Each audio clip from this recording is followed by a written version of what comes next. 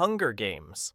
In the Ballad of Songbirds and Snakes, the dystopian cruelty of the Hunger Games universe gets a sinister upgrade with Dr. Volumnia Gaul.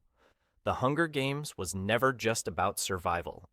It was about control, and behind the horror of the arena, behind the bloodshed of children forced to kill each other, stood one woman, Dr. Volumnia Gaul. Unlike President Snow, who ruled through calculated fear, Dr. Gaul thrived on chaos. She didn't just orchestrate the Hunger Games, she turned them into psychological experiments. To her, war was a game, and suffering was entertainment. She believed the only way to control humanity was through fear so deep, so absolute, that it shattered any thought of rebellion before it even began. Every nightmare in Panem, the mutts, the poison, the brutal arena traps, was her design. Not because she had to, but because she wanted to. And in the end, the worst part? She wasn't just a villain. She was right. Because the Capitol stayed in power for decades, and her philosophy of cruelty shaped an entire nation. We happy few? Imagine a world where being sad is illegal, where memories of the past are erased, and the only way to survive is to take a pill that forces you to be happy, no matter what horrors lurk beneath the surface. Welcome to We Happy Few. This dystopia is what happens when an entire society decides the truth is too painful to bear. The citizens of Wellington Wells live in artificial bliss, their minds warped by a drug called joy. It makes them forget the atrocities they've committed, the people they've lost, and the dystopian nightmare they truly live in. But stop taking your joy, and the truth hits like a freight train. The streets are rotting, the people are starving, and those who refuse to conform, they vanish. In this world, ignorance isn't just bliss, it's survival. And those who question reality, they don't last long. The Combine. There are dystopias, and then there's the Combine. The Half-Life series thrusts you into a world gutted by the Combine, an alien empire that doesn't conquer. It devours. City 17 looms under a sky drained of color, its streets a maze of concrete and alien steel, punctuated by the hum of surveillance drones. The Combine soldiers are biomechanical horrors, faces erased, bodies fused with machinery, their guttural commands echoing through the ruins. Imagine citizens herded like cattle, their identities stripped, replaced with numbers branded into their skin.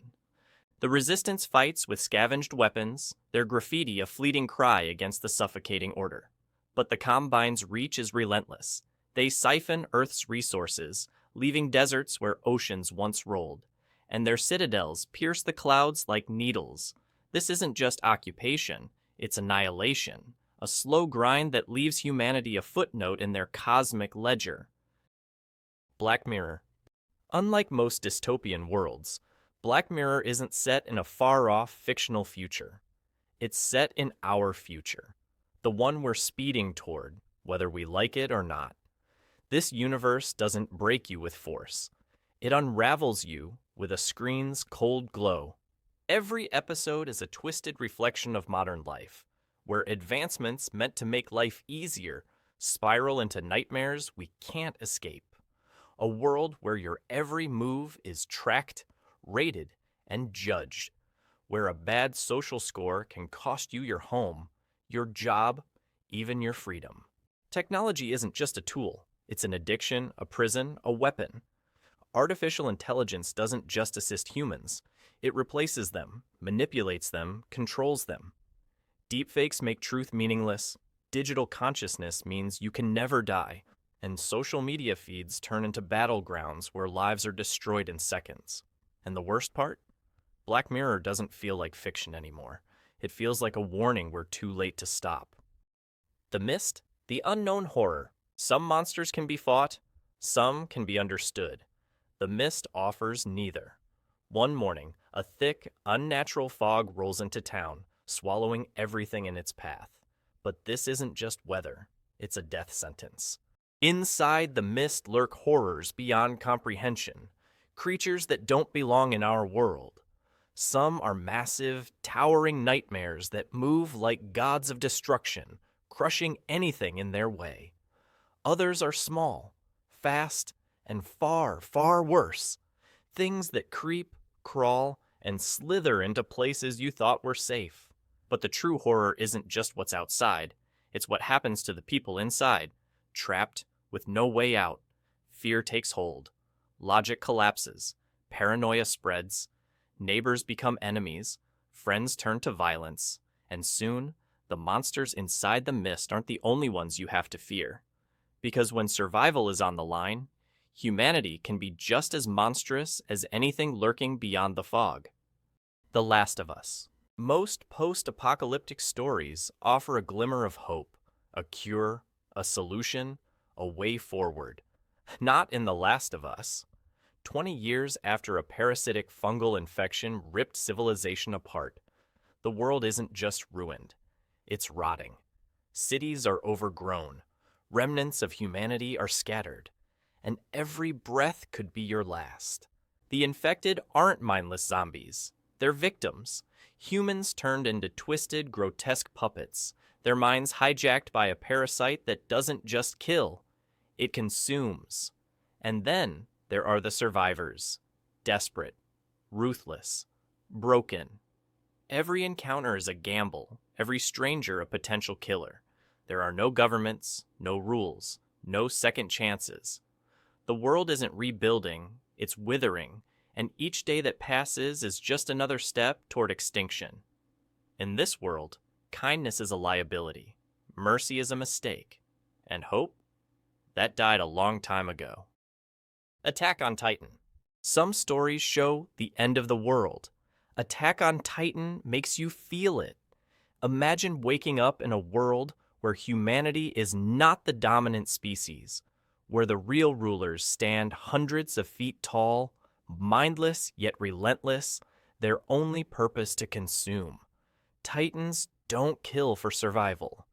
They don't wage wars, build empires, or form alliances. They exist solely to devour humans, and they don't stop until there's nothing left. For over a century, the last remnants of mankind have lived within 3 towering walls, their only sanctuary. Behind these walls, people are born, grow old, and die, never seeing the outside world. They cling to a fragile peace, believing the Titans will never break through. But the walls were never safe. One day, the unthinkable happens. A colossal Titan appears, standing over 60 meters tall, and with a single kick, shatters the outermost wall like paper. The result? A massacre. Families are ripped apart, homes flattened, entire cities wiped out in seconds. People scream and run, but there is no escape. The Titans flood in, grabbing humans like playthings, ripping them apart limb by limb. They don't just kill, they make it last. And in the chaos, one thing becomes clear. Humanity was never in control. Dark Souls. Most Dark universes tell stories of a world in decline. Dark Souls tells the story of a world that's already ended.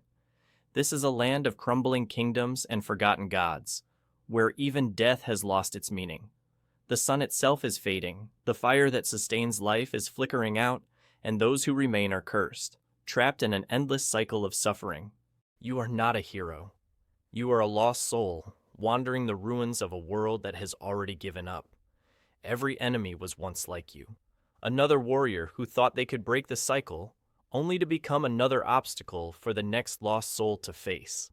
And in the end, no matter how hard you fight, no matter how many times you rise after falling, this world will always be against you. If you want to see even darker worlds, hit that subscribe button because part 3 is coming, and trust me, it's going to be even worse.